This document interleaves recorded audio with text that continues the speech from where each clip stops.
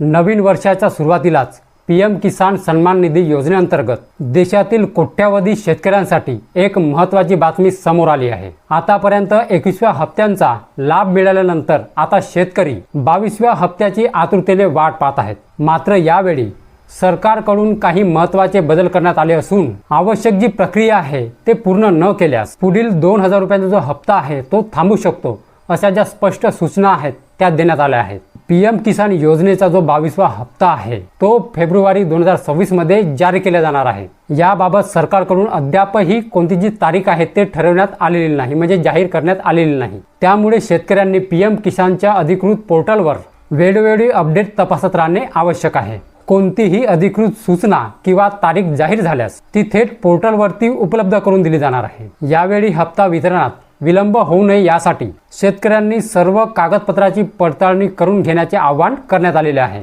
विशेषतः नवीन नियमामुळे अनेक शेतकऱ्यांचा जो हप्ता आहे तो अडकण्याची शक्यता असल्याने प्रशासनाकडून सतर्कतेचा इशारा जो आहे तो शेतकऱ्यांना देण्यात आला आहे।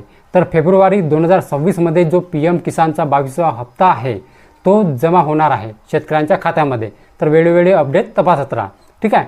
तर मंडळी, व्हिडिओला एक लाईक करून माझ्या चॅनलला सबस्क्राईब करायला विसरू नका। जय हिंद, जय महाराष्ट्र।